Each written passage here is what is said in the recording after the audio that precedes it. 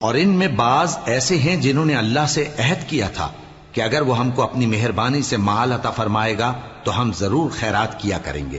اور نیکوکاروں میں ہو جائیں گے، لیکن جب اللہ نے ان کو اپنے فضل سے مال دیا تو اس میں بخل کرنے لگے اور اپنے عہد سے روگردانی کر کے پھر بیٹھے، تو اللہ نے اس کا انجام یہ کیا کہ اس روز تک کے لیے جس میں یہ اللہ کے روبرو حاضر ہوں گے ان کے دلوں میں نفاق ڈال دیا، اس لیے کہ انہوں نے اللہ سے جو وعدہ کیا تھا اس کے خلاف کیا اور اس لیے کہ یہ جھوٹ بولتے تھے۔ کیا ان کو معلوم نہیں کہ اللہ ان کے بھیدوں اور مشوروں تک سے واقف ہے، اور یہ کہ اللہ غیب کی باتیں جاننے والا ہے؟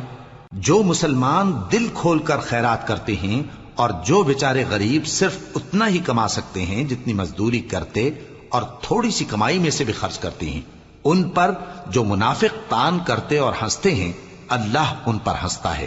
اور ان کے لیے تکلیف دینے والا عذاب تیار ہے۔ تم ان کے لیے بخشش مانگو یا نہ مانگو برابر ہے، اگر ان کے لیے 70 دفعہ بھی بخشش مانگو گے تو بھی اللہ ان کو نہیں بخشے گا، یہ اس لیے کہ انہوں نے اللہ اور اس کے رسول سے کفر کیا، اور اللہ نافرمان لوگوں کو ہدایت نہیں دیتا۔